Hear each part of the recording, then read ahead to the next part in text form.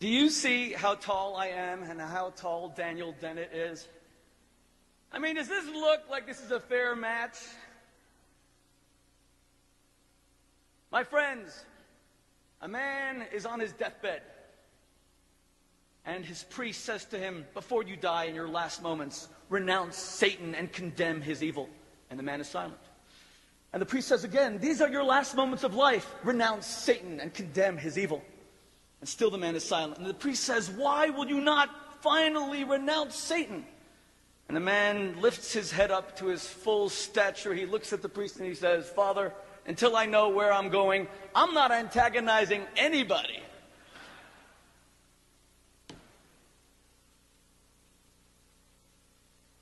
What's it been like for all of you who raised your hands to say that you're on the side of religion? To hear speaker after speaker, scientist after scientist, tell you that you are nothing but a superstitious, backward, knuckle-dragging Neanderthal. Don't you know that science has replaced religion? In fact, in the one slide I'm going to use, miracles of modern technology. Okay, now you see the evolution of man? That guy over there at the very end, that's the evolutionary scientist. If you count a few back, you get the man who believes that the Apollo landing was in a television studio. Just behind him is the man who believes that the earth is flat. And all the way on the bottom, the guy like this, he believes that Elvis is still alive. And just behind him is the guy who believes in God. We're too mature to play games. Religion involves not much more faith than science. First of all, if we want to believe in God because we're afraid of death, would we really have invented a God who judges us after death? Is that comforting? On the contrary, if you were someone who ran a crematory at Auschwitz, what would you prefer to believe? That there's a God who's going to catch up to you and enact justice? Or that you can escape in the silence of the grave? In fact, Aldous Huxley said that atheism itself has intellectual reasons for the dismissal of God. Aldous Huxley was from the most famous of all evolutionary families. He said, I had reasons for the world not to have meaning. The philosophy of meaningless was an instrument of my liberation from morality because it interfered with my sexual freedom. Which is very nice. First of all, that there's a scientist who can be very forthright and candid. And secondly, it's nice to know there's still a guy in England having sex. Now, my friends, let's first begin with the faith inherent in science.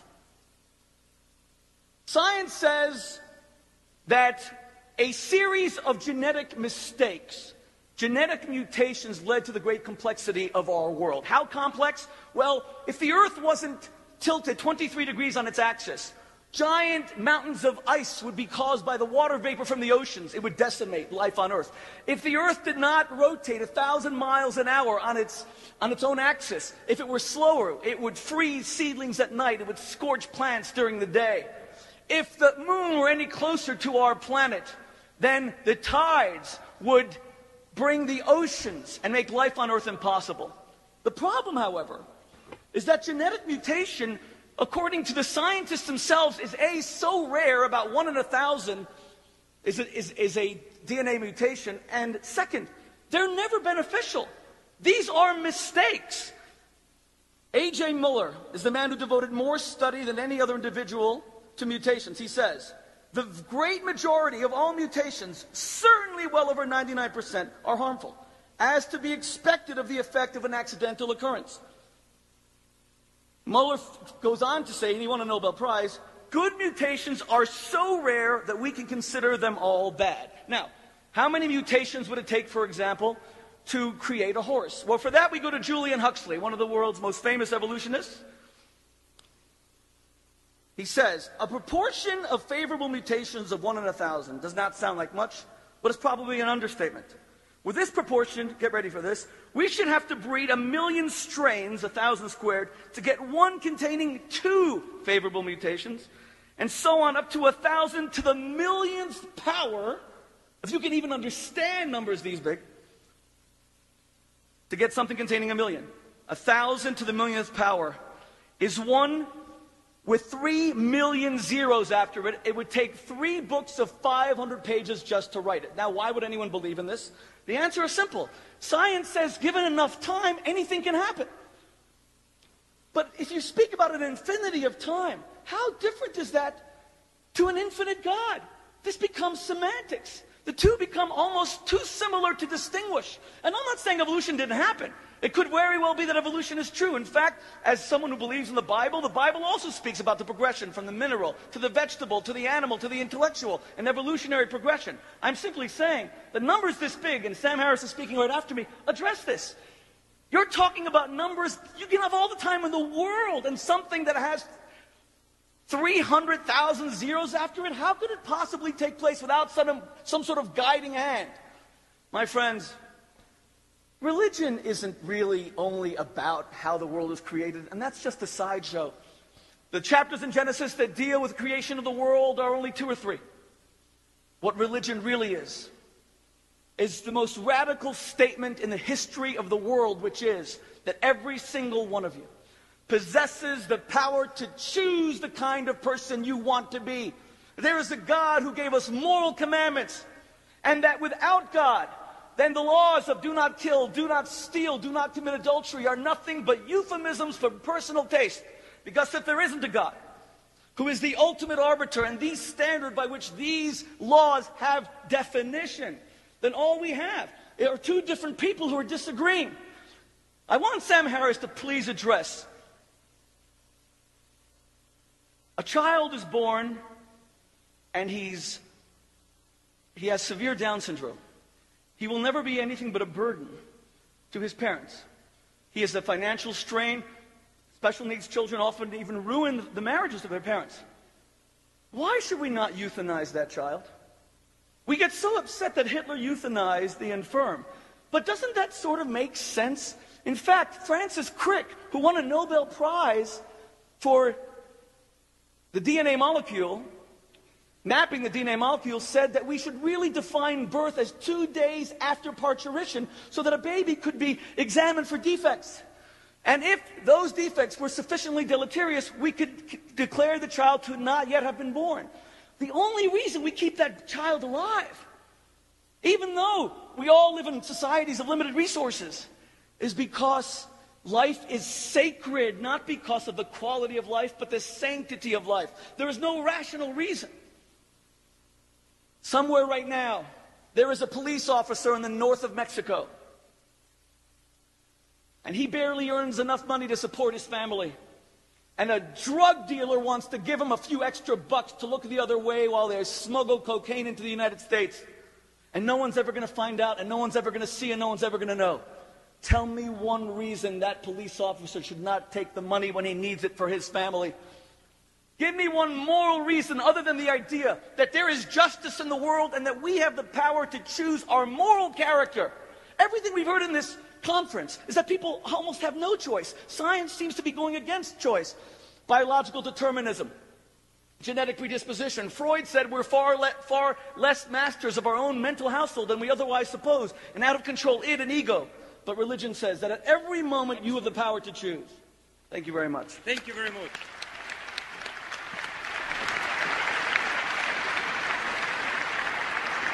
Sam Harris, welcome.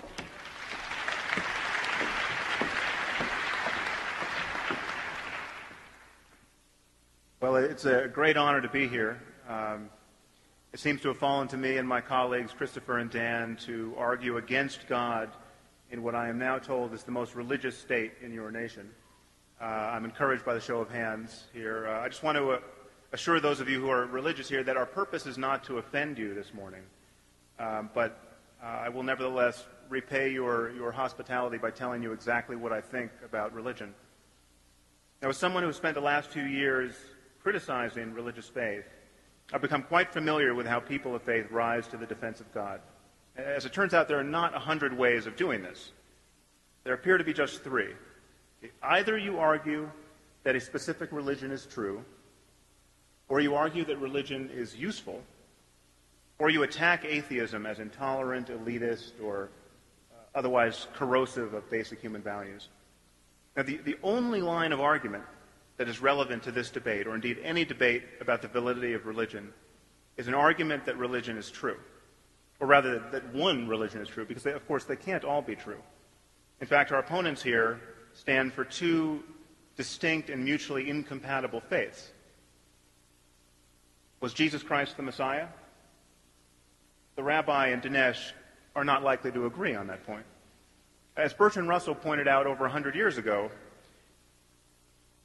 even if we knew one of the earth's religions was true, perfectly true, given the multiplicity of faiths, given their mutual incompatibility, all believers should expect damnation purely as a matter of probability. But before I go deeper into this issue of religion's truth, I just want to illustrate how confused a person must be to argue that it is reasonable to believe in God because religion is useful, because it gives life meaning, because it makes people more moral than they otherwise would be, as the rabbi suggested, because it makes people happy, any of the benefits you can imagine of religion. Okay, imagine you're walking down the street and you run into an old friend, and he looks radiantly happy. You ask him what's going on in his life, and he tells you that everything changed for him the day he realized that he was destined to marry Angelina Jolie. It might occur to you to ask, why does he believe this? I mean, Angelina Jolie is, after all, one of the most beautiful and famous people on the planet. She's not incidentally married to Brad Pitt. They have something like 27 children at this point. Okay, what if your friend, sensing your skepticism, said, "You clearly don't understand. This belief gives my life meaning. Okay, I now know my purpose in life. It's to be Angelina's husband." What if your friend said that this belief has made me a better person? I'm now incredibly kind to children, anticipating having to raise Angelinas once Brad leaves. Or what if your friend said to you, "You can believe whatever you want, but I wouldn't want to live in a universe where I don't marry Angelina Jolie." Okay, it should be quite clear at this point that your friend has lost his mind. Okay, and it's probably a dangerous person. And yet this is precisely the kind of talk that so often passes for wisdom in religious circles and may attempt to pass for wisdom here. Certainly the morality argument is of that sort. Beliefs are not like clothing. Okay? Comfort and utility and attractiveness cannot be our conscious criteria for adopting them. To believe a proposition, you have to believe that you have good reasons for believing it. And the effect that this belief will have on your life cannot be among those reasons. And this is what it is to be clouded by bias. This is why we have phrases like wishful thinking and self-deception. To really believe that there is a God is also to believe that you stand in some relation to his existence such that if he didn't exist, you wouldn't believe in him. How does the supposed usefulness of religion fit into this scheme? It doesn't. So let's return to this question of truth. It's very common for people to say there's no conflict between religion and science because they relate to different subject matters. Okay, this is a lie. Religion and science both make claims about the way the world is. They make incompatible claims about the same reality, and they make these claims based on very different standards of evidence and modes of argument. It should be quite clear that there's a conflict, a perfect conflict, between demanding good evidence for what you believe and being satisfied with bad evidence or no evidence. So religion and science are in conflict because there's no way to disentangle religious and scientific truth claims. The claim that Jesus was born of a virgin, say, it's a central claim to Christianity. It is also a claim about biology. The claim that he rose from the dead and will return to earth is a claim about history. It's a claim about the human survival of death. It's a claim, apparently, about human flight without the aid of technology.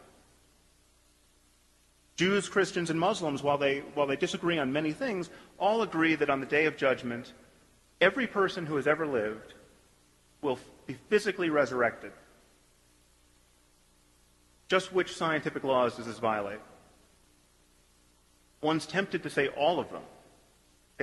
If the basic claims of religion are true, science is so blind to this underlying reality, and the laws of nature are so susceptible to supernatural modification as to render the whole enterprise of science ridiculous. If, on the other hand, the basic claims of religion are false, most of the people on this planet are profoundly confused about the nature of reality and beset by quite irrational hopes and fears.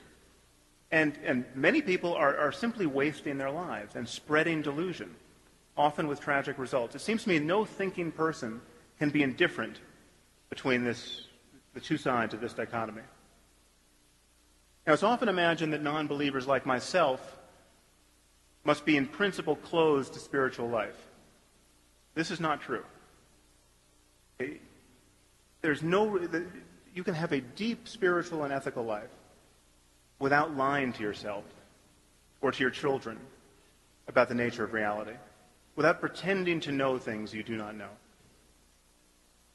There's nothing that prevents a non-believer from experiencing ecstasy and self-transcending love and rapture and awe. In fact, there's nothing that prevents a non-believer from going into a cave and practicing meditation for a year like a proper mystic. What non-believers don't tend to do is make unjustified and unjustifiable claims about the nature of the cosmos and about the divine origin of certain books on the basis of those experiences. That is a difference worth noticing. So I want to suggest to you that whatever is true about our circumstance, ethically and spiritually, can be discovered now and can be talked about in language compatible with our growing scientific understanding of the world and of the human mind. Whatever discoveries are there to be made about how to maximize human well-being can be talked about in language that is not an outright affront to all that we've come to know in the last 2,000 years.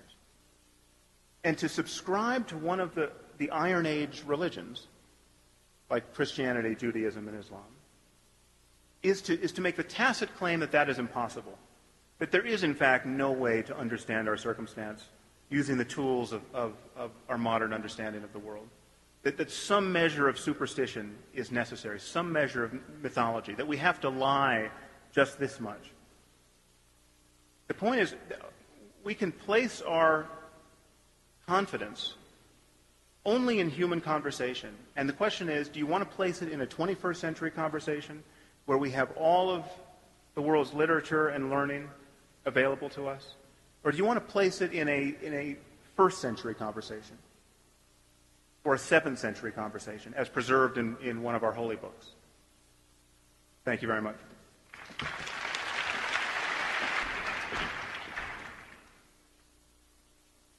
Thank you very, very much.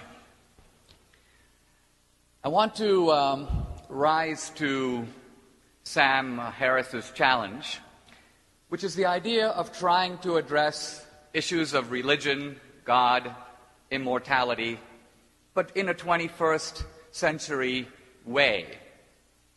I want to examine the compatibility or incompatibility between science and religion. But for me, these are not purely abstract or theoretical questions. A few years ago, my dad died. About a year ago, my best friend got cancer. And he's a very successful entrepreneur. And he said to me, Dinesh, the apparent normalcy of our everyday life is a sham. We basically live every day as if we are never going to die tomorrow. And he says, suddenly I wake up and discover I am going to die tomorrow. He says, all my past achievements, all my current projects, all my future plans are instantly jeopardized by this great wrecking ball, death. Now, I have just published a book about life after death. It's called Life After Death, The Evidence. Why the evidence?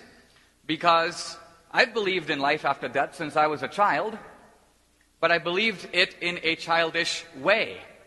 I believed it on the basis exclusively of faith. Now as I get older, I have a lot of questions about it, and that faith has to be scrutinized in the light of evidence. Here's the problem. The atheist is posing as the champion of reason and science and evidence. I want to begin by showing that on an issue crucial to religion, is there life after death? The atheist is not only as ignorant, but more ignorant than the religious believer. Here's why. If you said to a religious believer in this room, do you know if there's life after death? Do you believe that there's life after death? The religious guy would say, yeah. How do you know? Well, I know because it says so in the book of Daniel, or it says so in the book of Revelation. I know based on the Bible. In effect, God told me. Now, the atheist will be chuckling and laughing at this point and saying, that's preposterous. The religious believer doesn't know. No one has been to the other side of the curtain. No one has interviewed dead people. So the believer is claiming knowledge that the believer cannot possibly have. And this is, in a sense, true.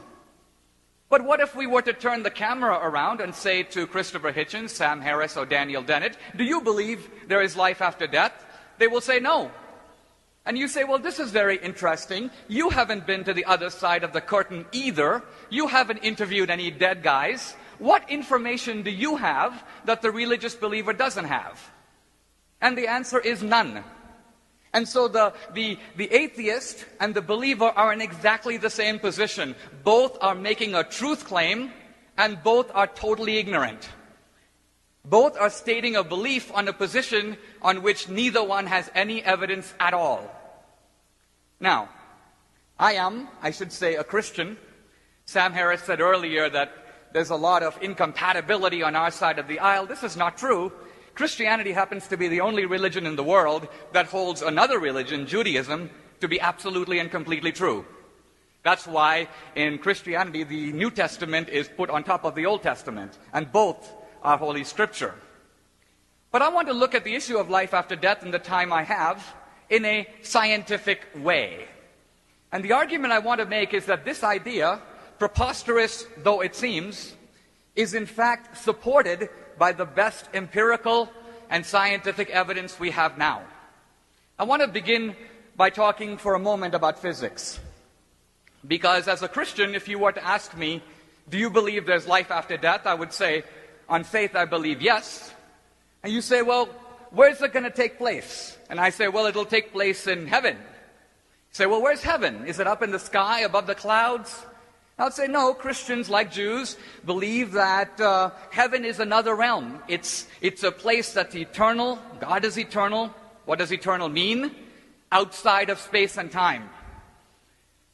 And then you say, well, don't you believe that when you live on after death, your soul will be united to a body?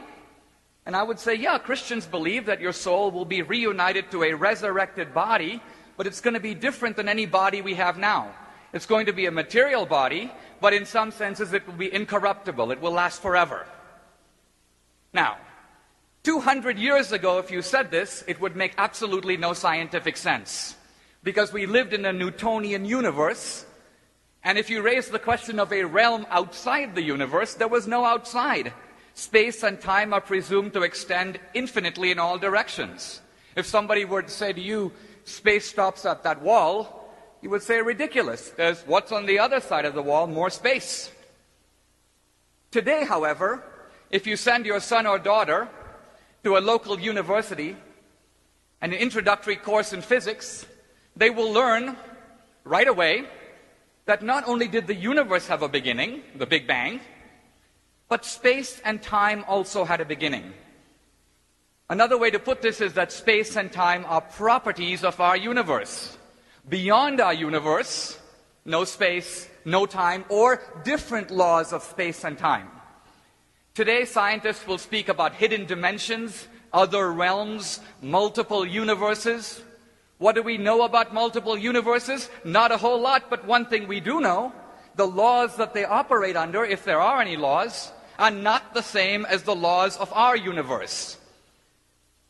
Moreover, today, scientists say that matter, in the Newtonian universe, they would say resurrected bodies that live forever. This is crazy. We know what matter is. It has defined and fixed qualities. But today scientists will speak about dark matter and dark energy. And what do we know about dark matter? That it has attributes or qualities different from any matter that we have encountered or is detectable by any scientific instrument. And if you add up all the dark matter and dark energy in the universe, what percentage of total matter and energy does it amount to? 95%. And so when the atheist, but pulling himself into false superiority, says, well, this idea of bodies, material bodies that last forever is ridiculous, the answer is, sorry, pal. Why is it ridiculous? It's ridiculous because we know what matter is. But how can you know what matter is when you only have 5%? My point is that we should be a little modest in the arrogance of our atheism. Why? Because modern science itself has opened up possibilities. It has shown us wider horizons than we knew before. Now, the issue of life after death ultimately is an issue on which certain knowledge is not possible. Why? Because as Shakespeare said, death is the undiscovered country. We don't know. And therefore it might seem that the intelligent position when you don't know is agnosticism. I'm going to suspend judgment until the facts come in. I want to suggest that this is actually the dumbest position of all. And here's why. Imagine if you are dating a woman and trying to consider the question of should you ask her to marry you. Now, the fact is you can use all the reasonable knowledge at your disposal, but if you say, what is life with this woman going to be like for the next 50 years, you can never know. So you say, okay, since I cannot know, I'll be an agnostic, I'll wait for the data to come in. But the data will never be in. If you keep waiting, she will marry someone else or you will both be dead. So the point is that agnosticism is, from a practical point of view, a foolish position. We are all in the position of jurors. We're facing a question, and as Kierkegaard said, life has to be lived forward. We have to make a decision. We have to act. If we believe in life after death, it's a decision that is not only supported by truth, but good for us. Thank you very much.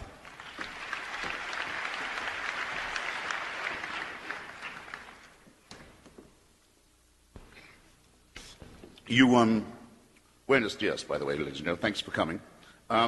You might not think it to look at me, but my background is a British family of the Royal Navy. And the examination for captaincy in the Navy used to be a very demanding one. You can read it in the novels of Forrester, and maybe some of you have read Jack Aubrey, getting the nautical commission. Came a day when a young man was sitting for his exam, and he was asked what he would do if a great wind got up and was blowing him towards the rocks. And he said he would tack to starboard and pile on extra sail. They said the admirals, what if the wind continues to blow you towards the rocks? And they're on the port side. He said, I continue to tack to starboard and I'd add another mainsail, or stud sail. And they asked him the question again, and he gave the same answer. And finally, one of the admirals said, where are you getting all this sail from? And the young captain-to-be said, the same place you're getting all that wind from. The relevance of my story, which you must already be asking yourself about, is this. What matters is not what you think, but how you think. And all the discoveries have been made, and all the enlightenment that's come to us is from the scientific and the philosophical method, not that of a priori assumptions of faith or the belief that wisdom comes from revelation. So now we know what the church used to tell us wasn't possible, which is that we are a primate species produced by evolution on an earth where 99.9% of all species hitherto, I won't say created, that have hitherto appeared, have already become extinct. And now a good number of religious people will now accept that, but it took them a while. And you can see the process by which they try and explain things away and then try and take credit for them. At first it was argued that God had put the fossil bones in the rock so people's faith could be tested. Nice try. Didn't last long.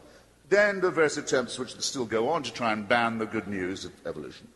And then now many Christians and some Christian authorities, and some Jewish ones too, say, no, of course it did all happen, and it's amazing to look at the evidence and the extraordinary scope and variety and even beauty of it.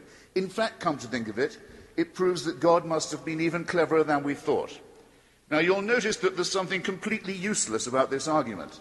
It doesn't teach you anything, and it cannot be falsified.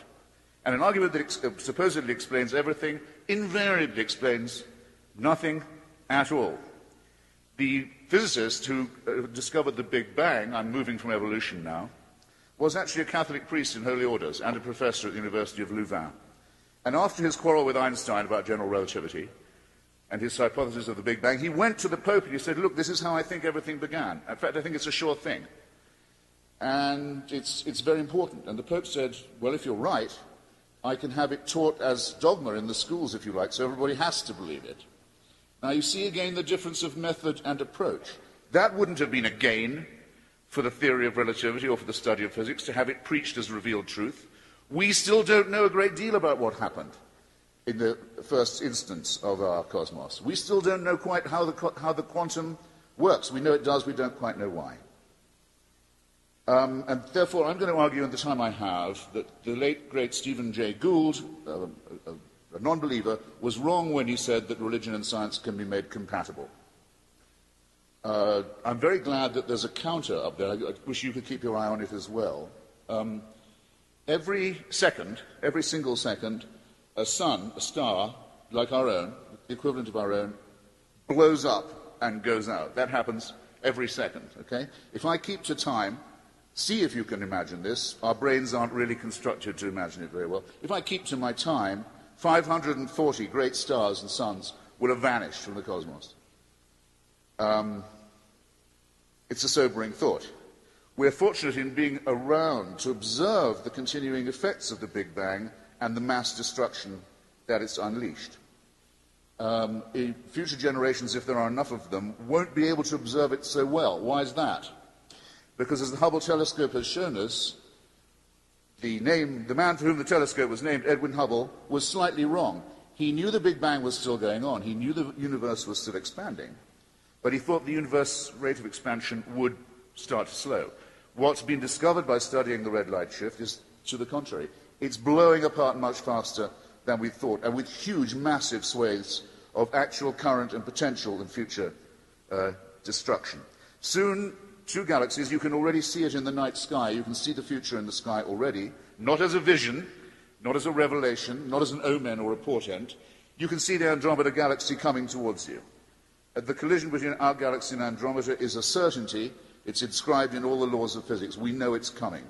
It'll destroy some stars, but it'll probably succeed in making an amalgamation. May even become the only remaining galaxy. See if you think that religion is any help to you in considering that very real and important fact. A little while before this momentous event, I'm sorry to have to report, our own star will be disqualified from taking part in the grand merger because it, along with the 540 suns that will be lost to us in the course of my remarks, will blow up and swell up and burn out, and joining its 540 predecessors. And in more proximate news, what I might call more local, more suburban news, the luminosity of our sun is increasing at a very alarming rate, and in an easily foreseeable future, the temperature of our little planet will become that of Venus. In other words, it will be completely uninhabitable. And that will be a small, but obviously to us very interesting development, and it will complete a grand slam. So far, all the other planets in our tiny suburb of a solar system are not conditioned to support life. They're either much too cold or much too hot, as large areas of our Earth are already much too hot and much too cold.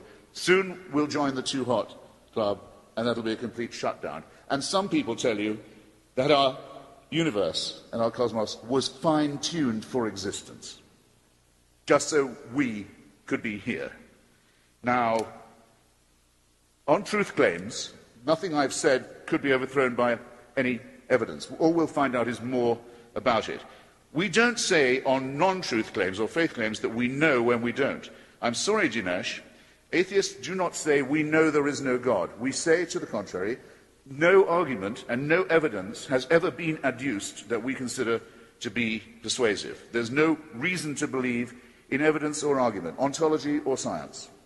The same with the afterlife. Of course we don't say that we know there isn't one. We say that we don't know anyone who can bring any reason to think that there is. This is a very important distinction, and it's very regrettable that you miss it. And I'm sorry to say, Dinesh, that the immediate loser in an argument about things of which we can and can't be certain, where the only thing that is certain in these laws is the principle of uncertainty, the immediate loser, the man who has to leave the island, sorry Dinesh again, right away almost, is the one who says, I already know all I need to know.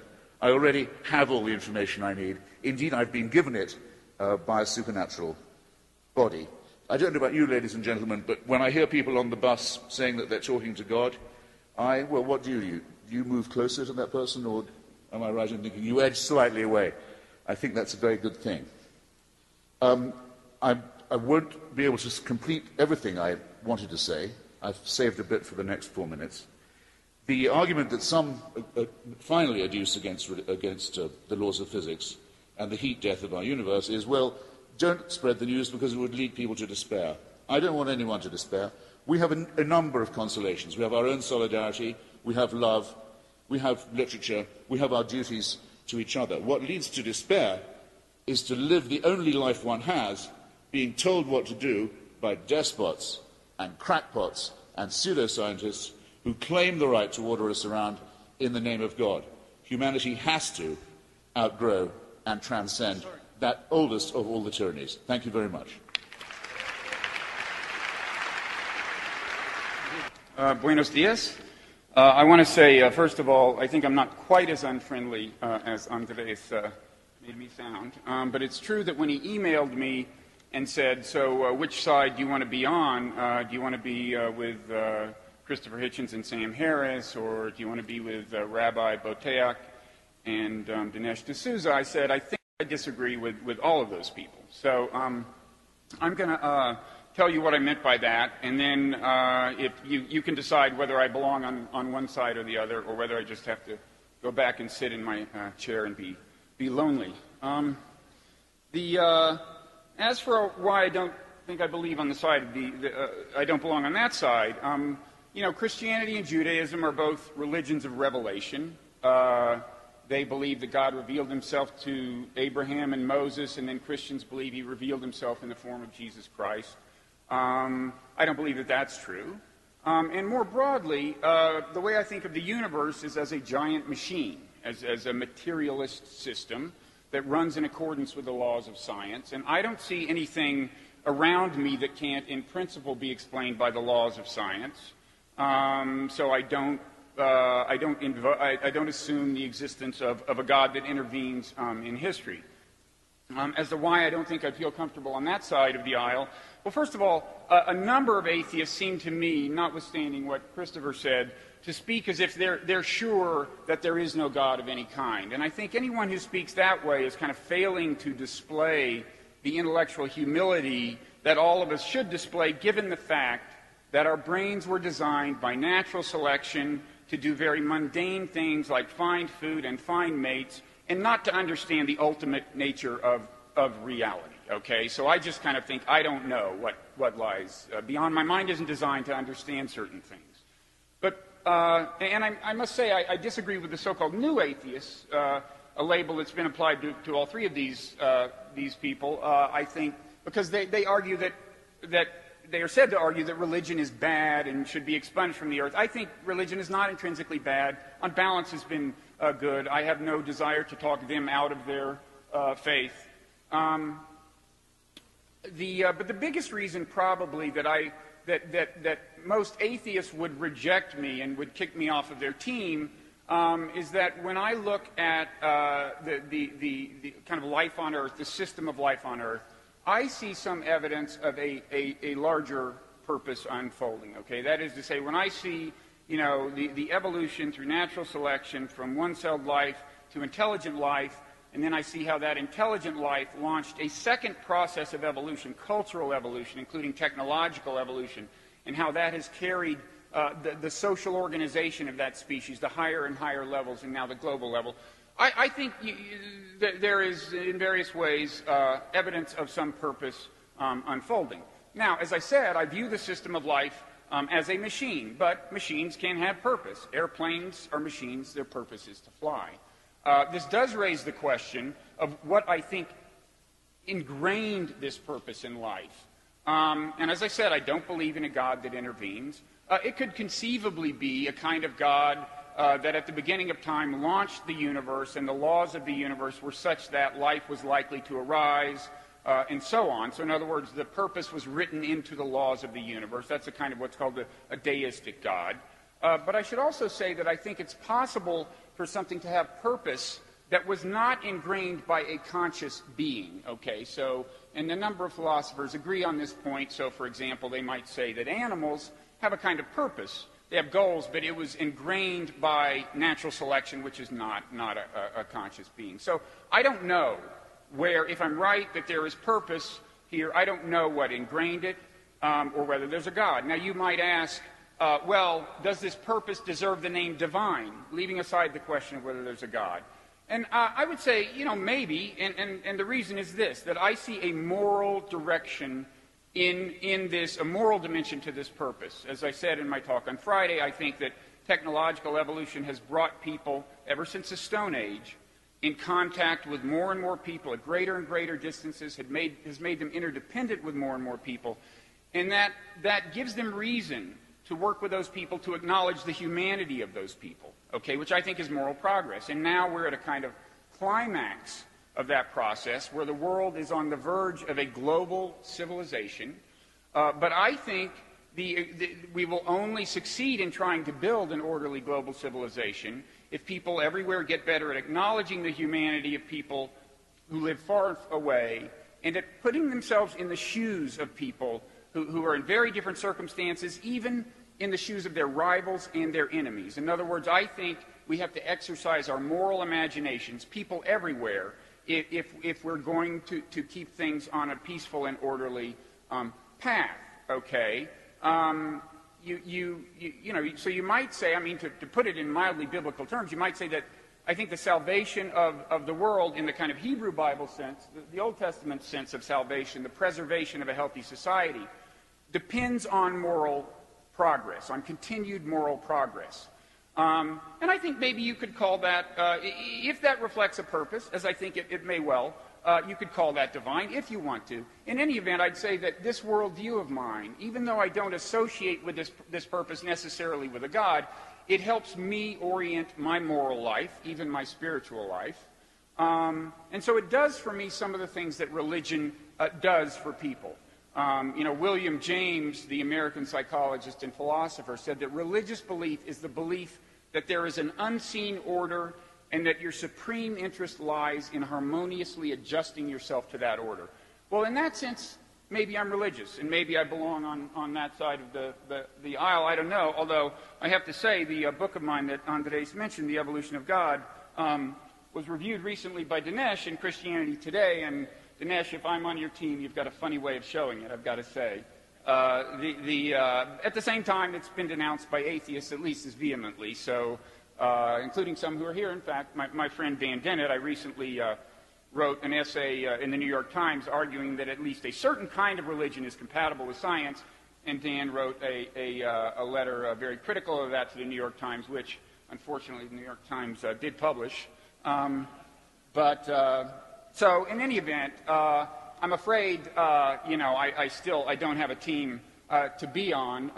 When Andres asked for the show of hands, who was with them and who was with them, I think the total was more than 100% of the audience. So that doesn't leave any room for me. So I guess I'll go sit in my chair and be lonely. But thank you for listening.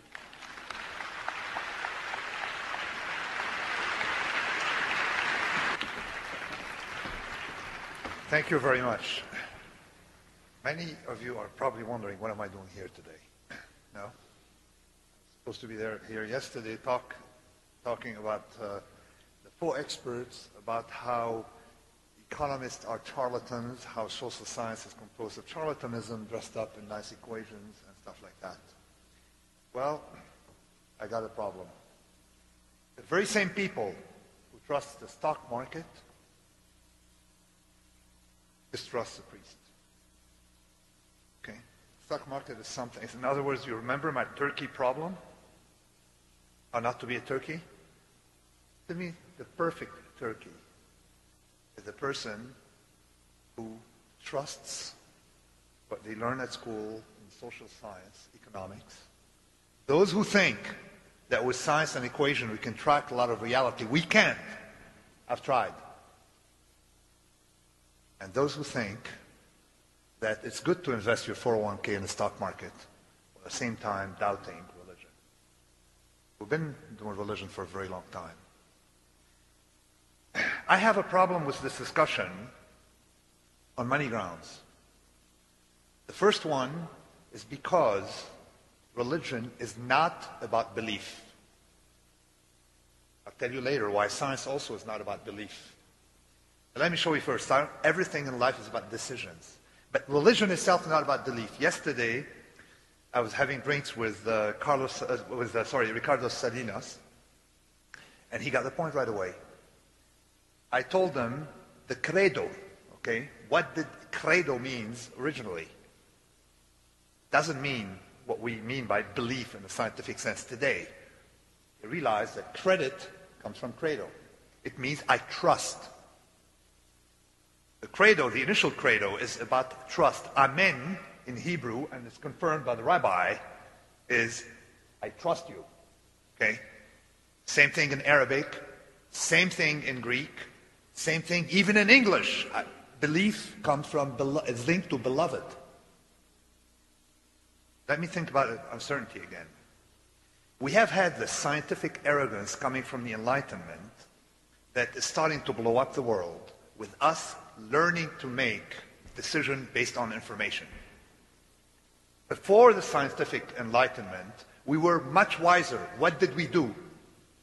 We knew how to take decisions based on incomplete information, incomplete understanding, and incomplete knowledge, what I call opacity. And that's what religions did. Then Ariely confirmed that if you believe in evolution, and you see that in all societies, evolution creates religion that evolve without breaking for such a long time, it means they got a purpose. Now we live in a world of human arrogance, epistemic arrogance, I call it. We humans cannot be trusted with knowledge. We automatically turn arrogant about knowledge. I said yesterday how if you give someone information, even if it's sterile information, and most information you get from the papers is sterile, okay?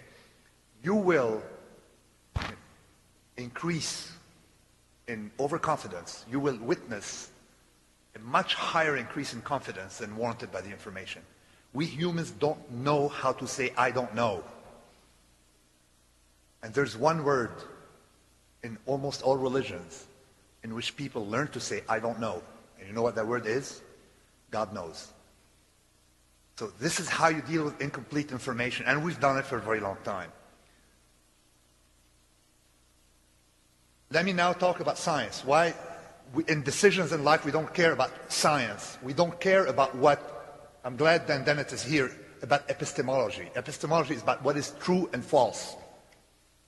I learned that as a trader because I make bets on unlikely events. So if they tell me, do you think the market is going to go down? I say, no. The statement the market will go down tomorrow is not true. But yet I'm betting. Why? There's a small probability, huge payoff. We make decisions based on payoff. When I see water on a floor, do I drink it? No. But if someone told me, do you think this water, do you have evidence that this water is poisonous? I say, no. I have no evidence it's poisonous, but I don't drink it. Life is about decision based on a code of probabilities. And religion helped us with that. Finally, there's one thing about negative advice. When you go to a bookstore, Barnes & Noble in the States, you have nothing but books telling you how to get rich in 10 steps, what to do, what to do, what to do. You cannot give someone negative advice. These are charlatans selling you stuff for $14, okay? If they know how to get rich, they wouldn't be there. Someone who tells you he knows how to do something typically is a fraud, typically, statistically. Those who tell you what not to do, don't get into debt, don't go into, typically, These examples don't have what I call survivorship biases, so these are better. Negative advice, unfortunately, cannot be conveyed as advice. It can be conveyed, as I heard the word dogma, as dogma, not as what we call kerygma, which is the opposite of dogma, something you can explain, talk someone into. You just set a dogma. You shall not borrow.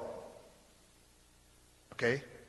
You will not sell derivatives. You will not, period. You don't have to justify it. So this is what religion does. Thank you for listening for my first part.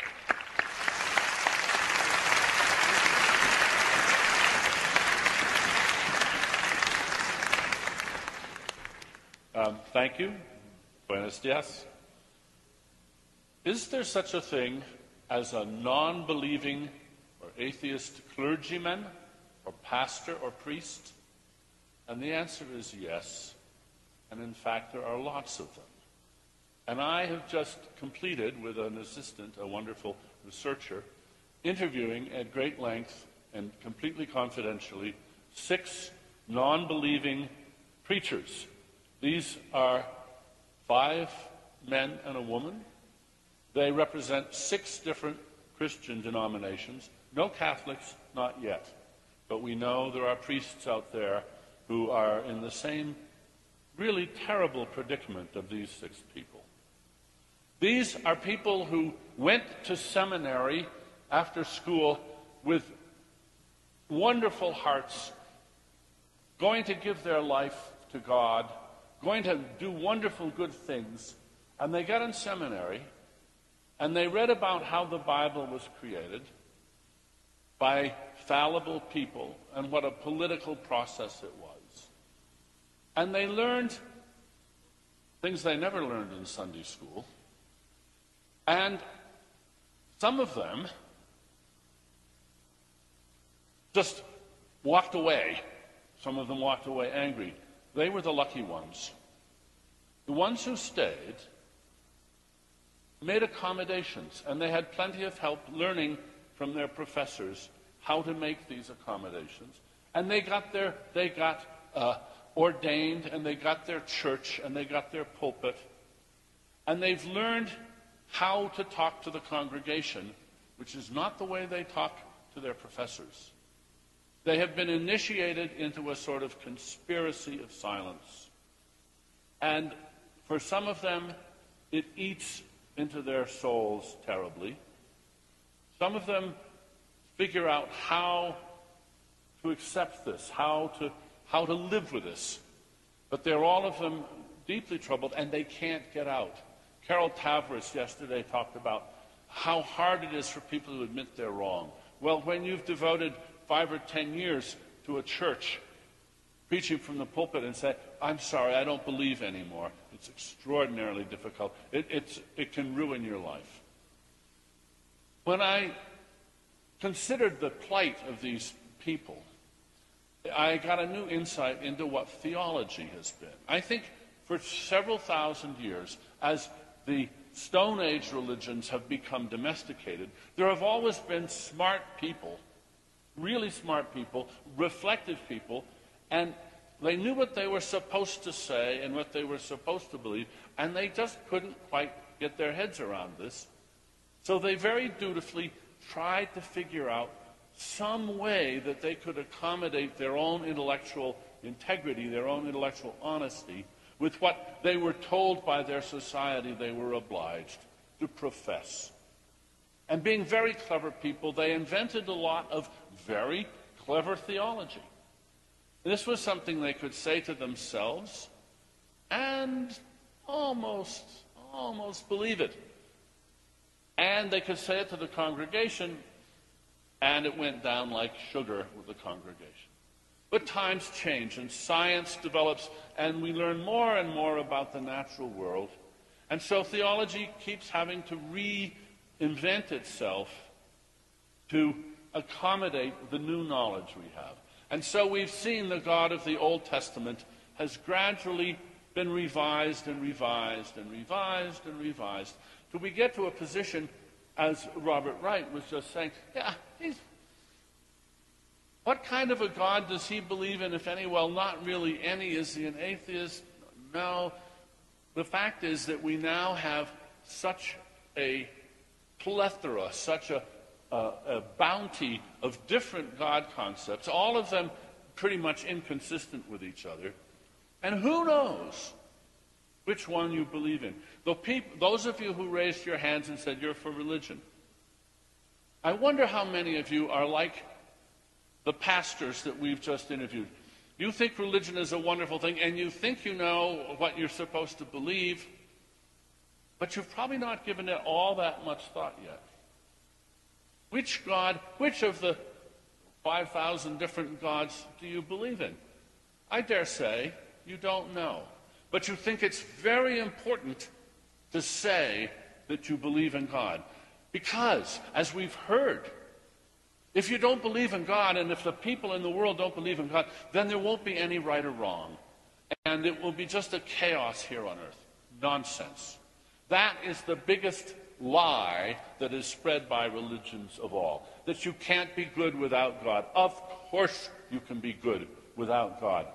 The meaning that we, using the minds that we have, that have evolved naturally over millions of years, and now we've added, as Robert Wright said, we've added cultural evolution, we've added science.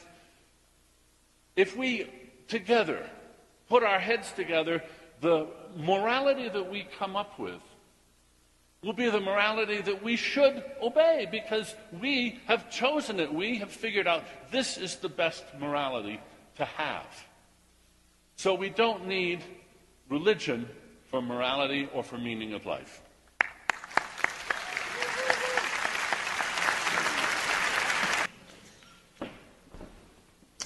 Okay, let's make this more of a debate so we begin responding to each other. Sam Harris and Daniel Dennett Sam said that religion is a vestige of the past and let's finally dismiss this superstition. And then Daniel Dennett said we could have morality without religion. All I ask is intellectual honesty from the atheist side. Sam, if religion is superstitious and you believe it should be discarded, then you have to discard the whole thing. Why did you retain religious morality? I think you should give us a morality based on the facts of evolution. At least, to be honest, Nietzsche and Hitler were honest in that regard. Hitler was an evolutionist. This is what Sir Arthur Keith, the greatest evolutionist in Britain, said about Hitler. He said, "To see evolutionary measures being applied vigorously to a great nation, we see Hitler devoutly convinced that evolution produced the only basis for national policy. This is why he pursued with organized slaughters so that his race could survive." I'm not saying evolution must lead to this. I'm simply saying that the idea of no, I'm not. It's not me. Excuse me. This is Sir Arthur Keith, who was the greatest evolutionist in Britain, a very moral man. He made the analogy. I'm simply reading it. And I said there's no connection, but he made the connection. All I'm saying is don't give us religious morality. Now, Christopher Hitchens, you said, let's not be gloomy. Let's love each other. Love each other? Evolution can't account for love. Love is an illusion created to ensure the propagation of the species. Love is something that you think you feel, but you really just want to ensure that your gene pool has the widest possible distribution. This is classical evolutionary doctrine. In fact, Robert Wright is one of the most honest men on this podium, because he wrote in The Moral Animal that indeed adultery is very natural. It's not natural to be monogamous. That should also follow. Where did we get this adultery thing from? We see that people don't really marry for a long time these days. As religion begins to recede, marriage does as well. All I'm saying is, let's have ethics that are based not on religion. You can't say, I'm going to dismiss religion, but I want to retain its ethical code. You have to give us ethics that actually stem from the truths that you believe. So, for example, there are honest scientists out there. I said that Watson and Crick, two of the greatest scientists of the 20th century. Watson said that we should examine children after they're born to see if they should be kept alive. That makes perfect sense. It's for the good of the species, not humanity. You don't want to have disease carriers continuing. Evolution means that if you get rid of the weaker elements, then evolutionary progression is that much better. Watson himself said, 1994, you may remember this, that Africa has no hope because blacks are not as smart as whites. He had to resign his position after saying that. But again, this is classical evolutionary doctrine. Darwin said it. Thomas Huxley famously said that blacks are the missing link between whites and primates. Now, I'm not saying that any evolutionists would embrace this. In fact, let me be absolutely clear that evolutionists would reject this. I know that Daniel Dennett is a very moral man. I know Sam Harris is a very moral man. And I know Christopher Hitchens is a very moral man. But their morality comes from religion. It comes from the Ten Commandments. Do not murder, do not steal, do not commit adultery. So you can't say I want to discard it and I want to keep it. And my final question to the other side is this, a point that was completely ignored. Since the evolution of the first molecule of life has been calculated at 1 to the 242nd power, and since Julian Huxley said that the evolution of a horse would be a number of 1 with 3 million zeros after it, I simply ask, does that at least involve an element of faith, any faith at all, that it actually happened, or do you regard it as absolute conclusive fact? Thank you.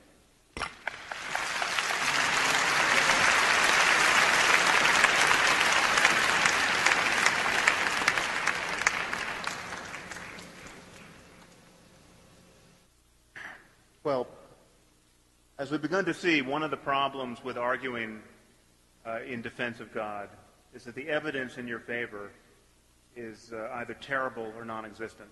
And what we've heard from the other side and from the middle is that science is so complicated and counterintuitive and obviously incomplete that this leaves room for the God of Abraham.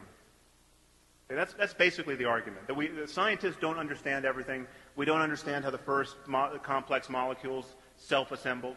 Indeed, we don't. Scientists are the first to admit when they don't know. So the arrogance is very much on the side of those who would put their Iron Age faith in the place of genuine scientific ignorance.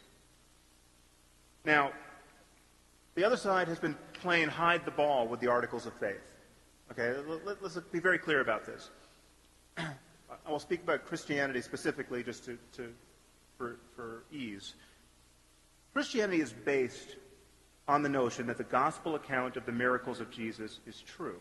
Okay, this is what you have to reject Christianity. You don't have to prove the universe to be absent of God.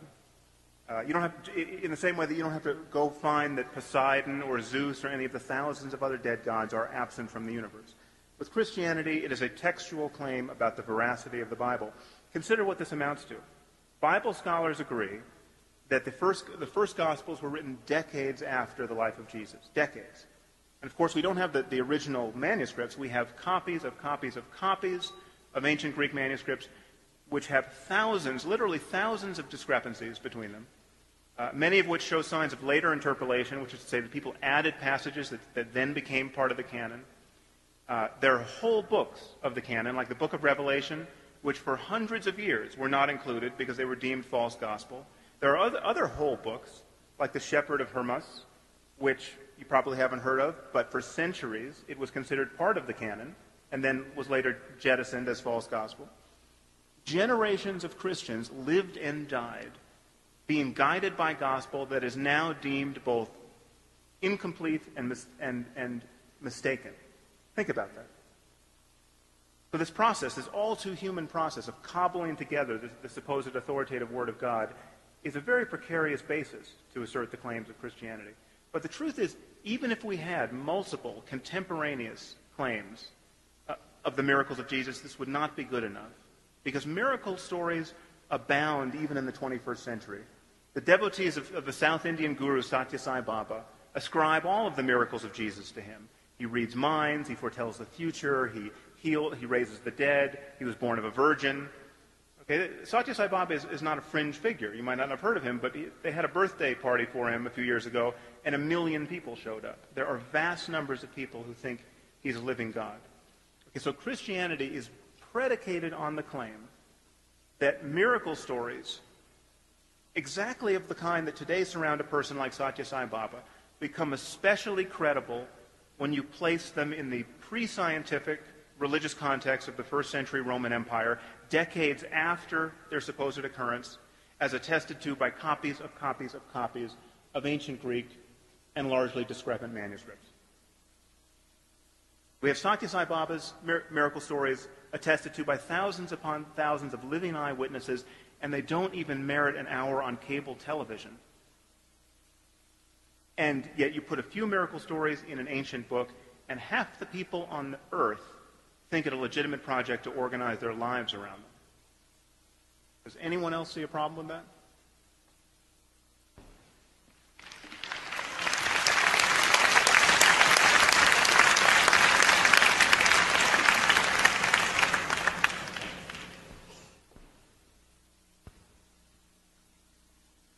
Here we are, flung into the world, and three of the most important questions we can ask is, why is there a universe?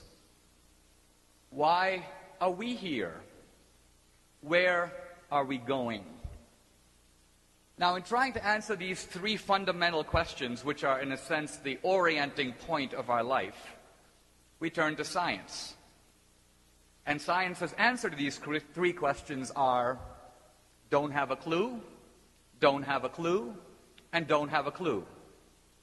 Science, in a sense, is as ignorant of these questions as it was since the time of the Babylonians. Why? Perhaps it could be argued that the scientists don't know how to look for answers. Perhaps it is the case that the answers lie outside the province of science. But if we are looking to science to answer these questions, we are proving ourselves by experience to be idiots. Science hasn't given us anything, and it shows no prospect of giving us anything in the future. So now we can resort to promissory science, what I call the atheism of the gaps. We got no answers, but we're very humble people. We are ignorant, but at least we know we are ignorant. Therefore, trust us. I think religion has something a little better to say to the world than that. The argument against religion is that it keeps updating itself. It keeps adding stuff. Religion is, in a sense, judged by its, you might say, oldest proponents. Look what they said in the 7th century. Now, interestingly, what the atheists are doing is applying a double standard. Science is judged by its latest, smartest, most advanced representatives. Religion is judged by its oldest, least knowledgeable adherents. In other words, we don't judge science by the arguments of Democritus or Thales. We judge it by the arguments of, say, Stephen Hawking. But if science can progress, why can't religion? Why can't religious knowledge or moral understanding also grow? So I think this idea that religion is frozen is a fallacy. The majority of people in the world believe in God, believe in immortality. And here we have three of our most eminent atheists here to tell us why we're wrong. What arguments have they given us that command even a modicum of assent? None. All they have given us is condescension, sarcasm, intellectual superiority. Not a single argument that the 99% of people in this world who hope for a better life and believe in God are wrong to do so. Now, their argument really comes down to this. The absence of evidence is evidence of absence. In other words, if we don't know about something, we should believe it doesn't exist. I want to suggest why this is actually an unscientific and very foolish way to think. We can sort of see it by stepping outside the debate and applying it to some other issue. Let's consider a simple question that's a very relevant question today. Is there life on other planets? And the answer is, we're not sure. We don't know. Along comes the atheist who says the absence of evidence is evidence of absence. We have not found life on other planets, so there's no evidence. Therefore, there is no life on other planets. Is this an intelligent position? No, it is stupid and premature. Why? Because we may not know how to look.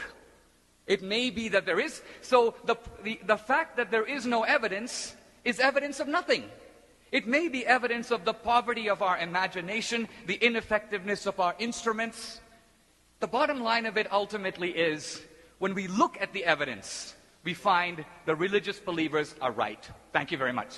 Thank you.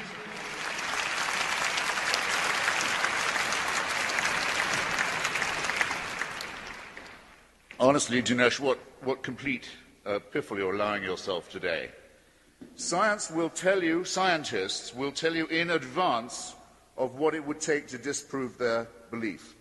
A great biologist of JBS Haldane, his name was once asked, okay, what would it take?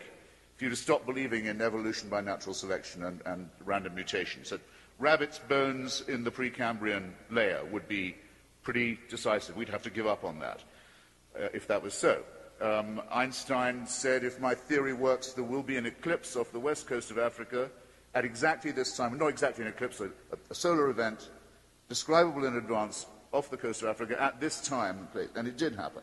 The theory was not considered scientific until then. Have you heard, ladies and gentlemen, brothers and sisters, anything like that from the other side? They say, this is what it would take to make me stop believing in something which I believe to be true without any evidence at all.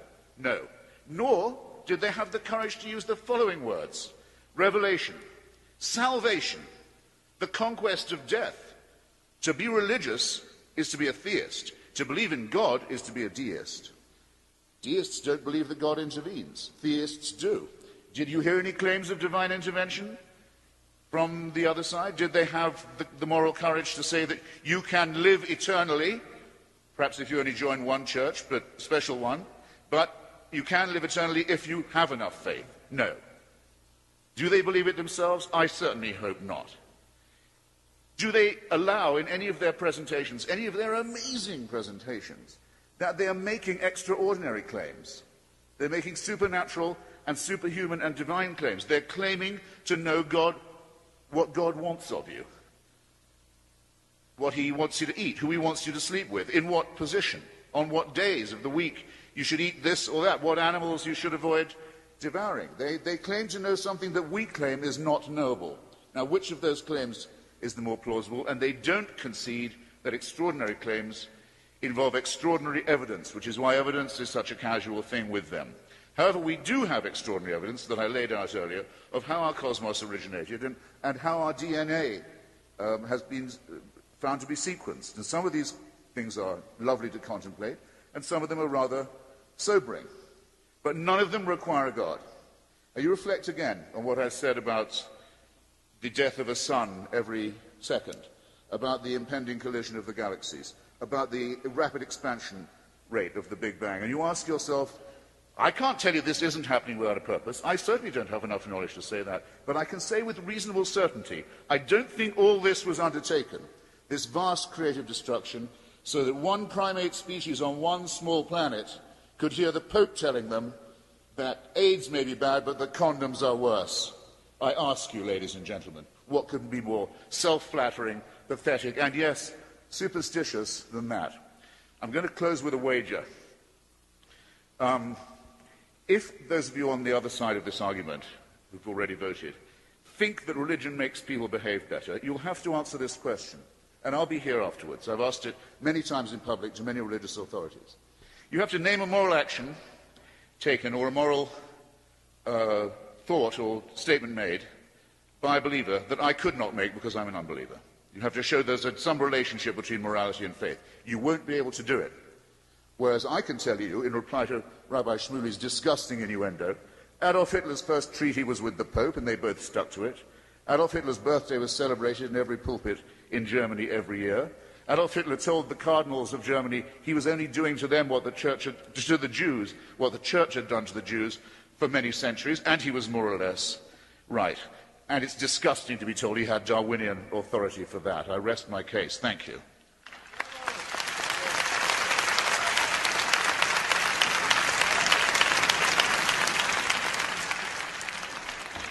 I'm going to start tearing apart some statements I heard that make absolutely no sense. The problem with science is that you go to school and they tell you what has worked. We don't have the real history of science. Let me give you the history of science, and let's talk about what they call scientists are good at dealing with evidence. Up until very recently, about 70 years ago probably, anything that took you away from the doctor extended your life. Religion helped us satisfy the illusion of control just because the doctor, visiting a doctor in France in the late 19th century multiplied your chance of death by 8. Going instead to a cathedral and praying aside from the therapeutic effect, would take you away from the doctor. Science has not been very good at saving lives, I'm sorry. Has not been very good at dealing with evidence. We know that from history of medicine. And even today, I don't know if you know it, but today, people tell you, well, we live longer. We live longer in spite of the family doctor. We live longer because we can cure some traumatic things. We live longer because of sanitation. We live longer a lot of things. But we know from data that when hospitals have strikes and we suspend elective surgery, we don't live longer. We don't live less, okay? Second point about belief. There are two domains. One I call the holy and the other I call the empirical. Using terms made for the holy and applying them for the empirical doesn't make sense. But using empirical terms and applying them to what is not empirical, not observed, not observable, makes no sense. To give you an idea why you don't ask for evidence when religion is there to guide a behavior in some ways. When you go to a movie and you're watching a scene and there's blood in the scene, okay? Do you, suspend your belief for a minute and say, this is not tomato juice? You don't make that effort. You just go for the ride. Anybody trying to analyze art in terms of science is a fool or an autistic person. Okay? But you don't analyze science in terms of art. There are effectively two domains of behavior. The problem that we have today is that the domain managed by science is vastly smaller. I'm a statistician, so look at numbers. What we can manage by science, things that we do for which we have scientific evidence outside of papers, are very small. And when I talk about science, I don't talk about Einstein relativity, because that's what gets the press. I talk about every day, how many papers do you have? You have millions of scientific papers, okay? Millions of things with false beliefs held in them. Science is a fight, not against a scientist, to convince a scientist, but it only improves when scientists die. Giving a bad name to religion because they can't prove or disprove their statements, okay, is using terms that are completely bogus when you have complete incompleteness of information.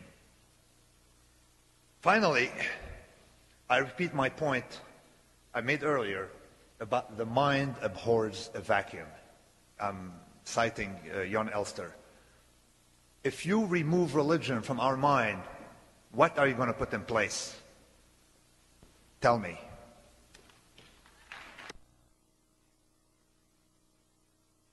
What are you going to put in its place? And I'm going to answer that one first. What we're going to put in its place is secular, rational morality, where we treat each other with respect and listen to each other's ideas and don't let anybody use any holy text as a trump card, as an argument winner. We're going to do this the way we've always done it.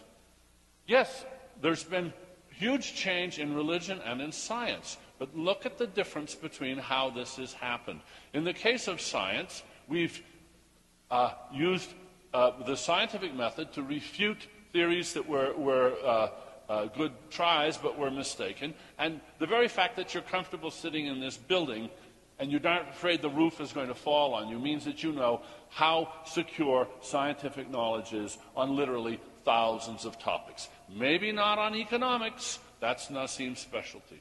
But setting that aside, how has religion proceeded? First of all, I point out to you, there's not a person in this room who would live by Old Testament morality, who would live by the Ten Commandments as they appear in the Old Testament. None of you. None of you.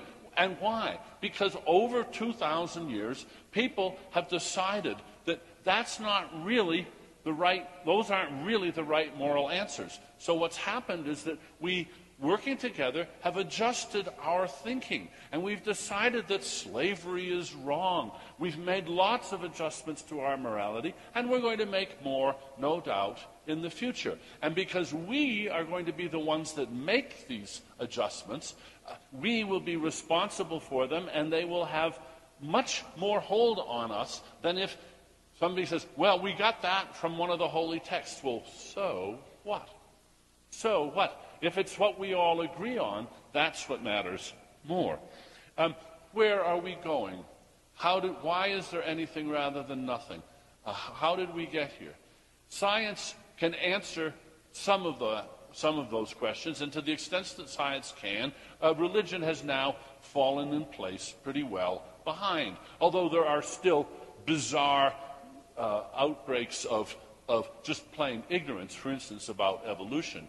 Shmuley, you really should read some of the fine books out there. Your ignorance about evolutionary biology is simply breathtaking, and you have no business saying the things you say without knowing more about the relevant science.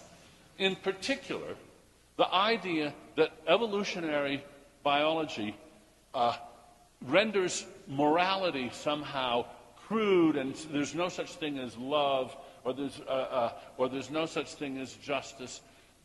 That is just a calumny. That is just a bizarre caricature of the truth. The way theology has evolved over the years is not by changing in response to evidence so much as in thinking, well, now, what can we possibly say that will continue to bring the flocks into the congregation? How can we couch these our response to, for instance, new advances in science, so that people won't simply walk away from religion? So theology is it's a bizarre sort of religion design, where the user is the congregation, and we tweak the design of the religion to fit the user.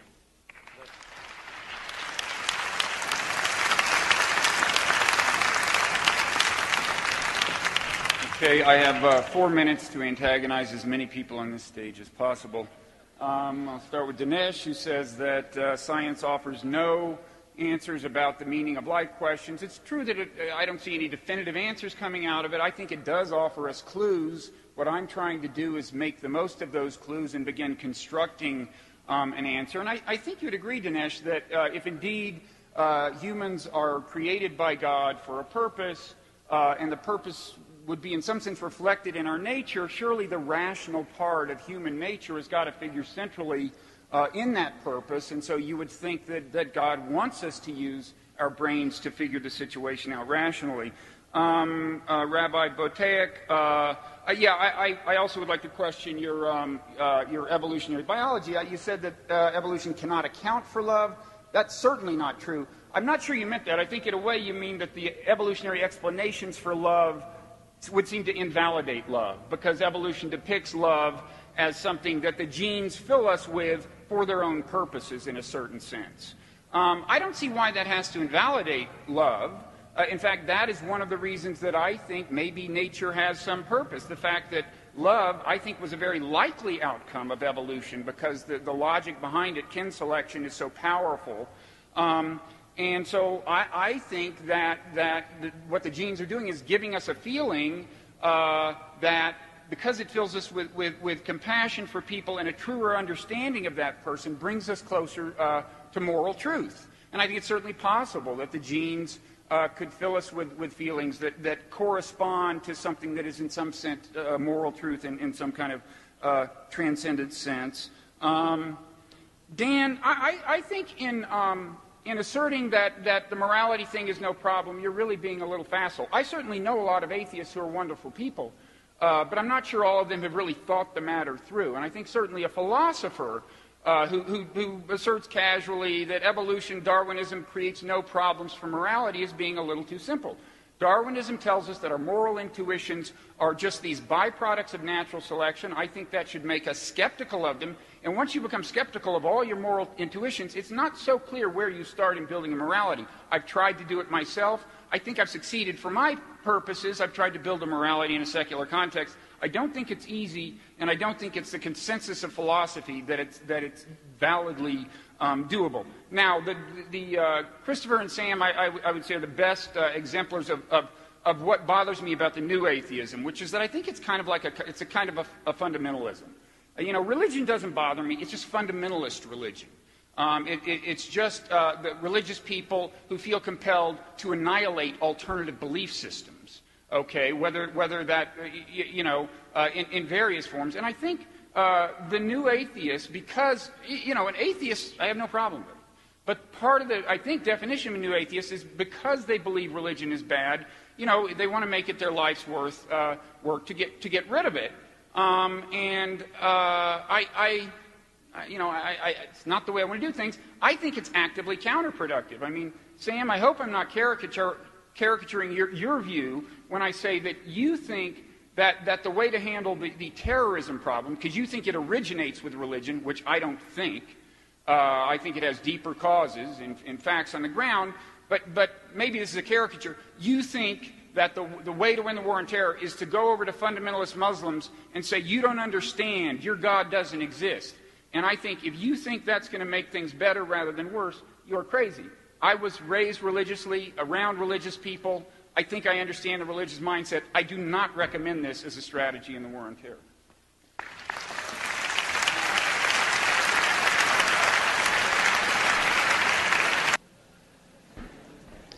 Please forgive me because I have to catch an airplane. I want to thank everyone for this phenomenal opportunity. I was going to say at the beginning of my rebuttal how grateful I was that this debate had not descended into any kind of name-calling.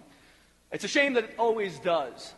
Professor Dennett, your knowledge of religion may not be up to par as well, but I would never use the words that you used in public because I'm too much of a gentleman. And I actually believe that how we treat each other reflects the kind of people that we are. We can debate these points without showing animus. Christopher Hitchens knows full well that quotation from Sir Arthur Keith, the greatest evolutionist in Britain of the 20th century, was because after the war he was worried about a world where God would be purged, and he was not a religious man. And he and others, like Paul Johnson, the great British historian, pointed out that Pol Pot, Mao Zedong, Stalin, Hitler, all pagan, in the case of Hitler, a pagan ideology, or atheist, totalitarian, communist ideologies, killed approximately 100 million people in the 20th century because people became expendable, because do not kill was decided by humans and not by God. He ruminated on how the evolutionary doctrines could have led to the Second World War, and I simply quoted it. Let me just say, however, any doctrine or any religion, because religion has also been guilty of serious violence in the name of God. Any religion that does not have ethics, and any system that does not have ethics at its center, where how you treat someone determines the person you are, is false, is a fraud. And that ought to always be reflected in how these debates are conducted. I'm sick and tired of just one thing, that we religious people are treated without a semblance of respect. Isn't tolerance also a virtue, my friends? Isn't just simple respect for one another? In every one of these debates that I always participate in, Christopher Hitchens says, disgusting that you quote from the world's leading evolutionist who mentions Hitler. But in the next sentence, he connects the Catholic Church to Hitler, as if they were responsible for Hitler. The point is, our humanity is something that ought never be compromised in these debates. I thank you all for listening. God bless you.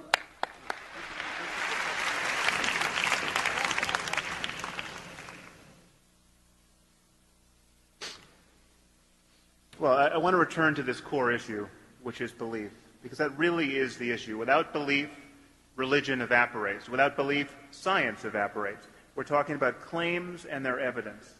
And we're talking about what you think is true about the nature of the universe. Presumably you don't believe in Zeus. If someone stood here and said Zeus was the greatest scientist, you would not have applauded. Okay, let's talk honestly about what we think is true.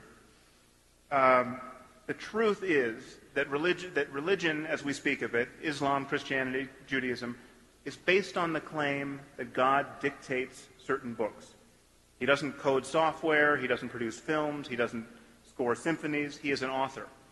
And this claim has achieved credibility because these books are deemed so profound that they could not possibly have been written by human authors.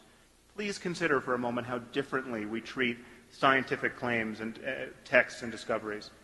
Isaac Newton went into isolation for 18 months, starting in the year 1665. When he came out of his solitude, he had invented the calculus. He had discovered the laws of motion and universal gravitation. He had single-handedly created the field of optics. No one thinks that this was anything other than a man's labor. And it took 200 years of continuous ingenuity on the part of some of the smartest people who ever lived to substantially improve upon Newton's work. How difficult would it be to improve the Bible? Anyone in this room could improve this supposedly inerrant text scientifically, historically, ethically, spiritually, in moments. If God loves us and wanted to guide us with a book of morality, it's very strange to have given us a book that supports slavery, that demands that we murder people for imaginary crimes like witchcraft. The true basis for hope in our world is open-ended conversation, and religion has shattered our world into competing moral communities. What we have to convince ourselves of is that love and curiosity is enough for us, and intellectual honesty is the guardian of that. Thank you.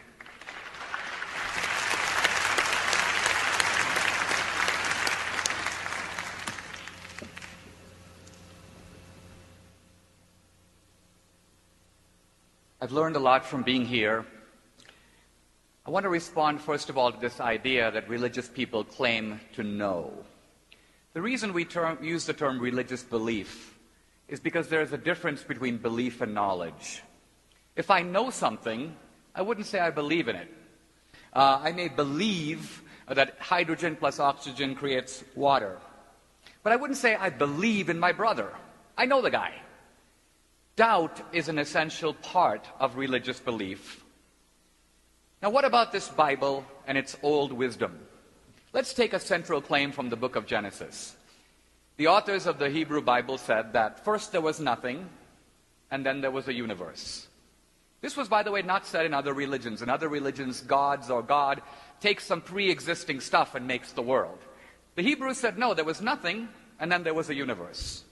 Modern science declares that to be absolutely true. Now, the Hebrews did no experiments. They weren't scientists. They said God told us. 2,000 years later, the essential insight of the first book of Genesis is confirmed. Can we be good without God? The only example given by Dan Dennett to show we can be good without God is slavery. But the truth of it is, slavery was like the family. It existed for centuries. No scientist mobilized to create an anti-slavery movement. It was Christians who did that. It was Christians who said, because we are equal in the eyes of God, no man has the right to rule another man without his consent. It was Quakers and evangelical Christians who mobilized the only anti-slavery movement the world has ever known. So anti-slavery is a religious, not a scientific achievement. Finally, on questions where we can't know for sure, like what comes after death, we have to ask what is good for us. If we believe nothing comes after us, we are like passengers on the Titanic. We can make all kinds of plans and rearrange the deck chairs, but the ship is going down. Thank you very much.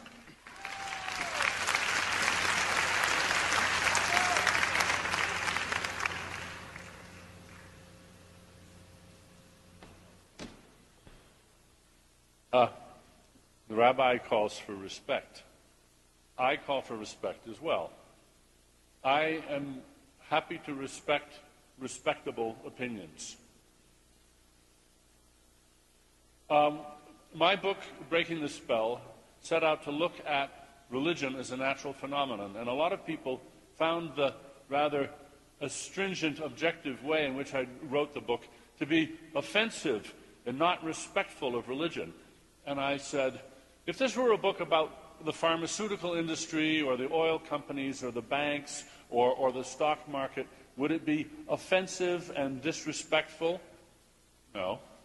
Well, I'm saying I'm just as respectful of religion as I am of these other important institutions. I don't believe that the pharmaceutical industry should be destroyed or that the stock market should be destroyed, but I think they have a lot to answer for and they should be fixed. I think the same thing is true of religion. And I think the only way we're going to make religions proper institutions for the 21st century is if we look at them objectively, carefully, factually, and not let them insist that we grant them more respect than we grant to the other institutions of society.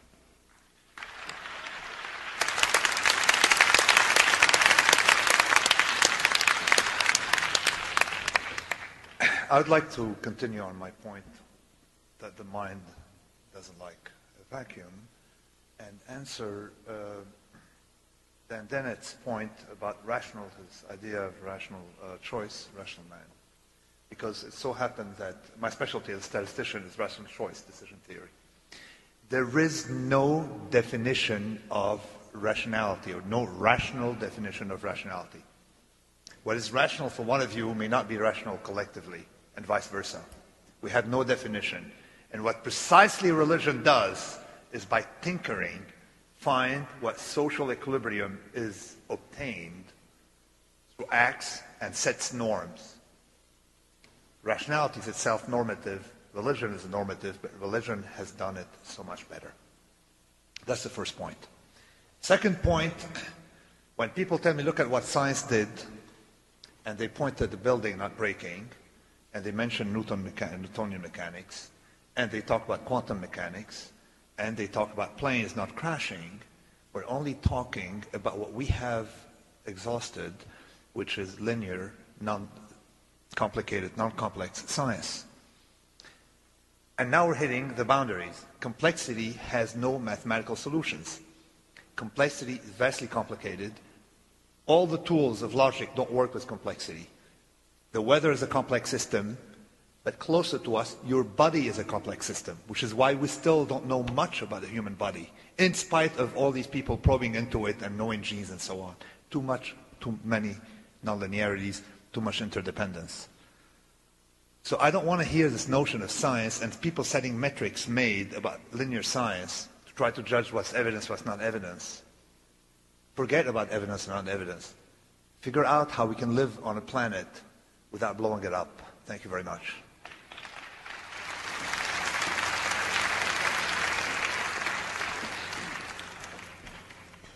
Why would it matter if we blew it up? It belongs to God. He knows his own. He knows who's going to heaven and hell. Look, hard to know where to begin. The American Anti-Slavery Society was founded by people like Thomas Paine and Benjamin Franklin and other secularists and skeptics at a time when the whole justification for slavery, north and south and across the seas, was that it was validated by the Bible, which it is. Dinesh didn't attempt to deal with that question. I submit that if we knew half of what we know now about physics, about biology and astronomy, the Abrahamic religions couldn't be founded in this day. None of them could be founded and believed in by people who knew what we now know. The human species is, let's say, at least 100,000 years old. It's probably much older, maybe 250,000 years. You have to believe this to believe in Abrahamic religion. You have to believe the following, that for, let's call it 100,000 years, humanity is born, doesn't live long, mostly dies in childbirth, dies of its teeth, dies in terrible wars, famines, plagues, dies in fear because it doesn't know why there are volcanoes, doesn't know why there are plagues, doesn't know why there are earthquakes or tsunamis. Fear, misery, shame, terror, cruelty of all kinds. And for the first 97,000 of those years, heaven watches like this. And then after 97,000 years of it decides, we can't let this go on. We'll have to intervene. But only in the most barbaric and backward parts of the Middle East will we show our face to people who can't read, who are terrified, who are ignorant, who live basically with and like animals. Now, I submit that whatever may be the case, whatever is true, whatever may remain to us to find out, and as Socrates says, the great definition of wisdom is having some idea of how ignorant you are, whatever the outcome is, morally, scientifically, or logically, that cannot have been the case. Religion is false. I take my stand. Thank you.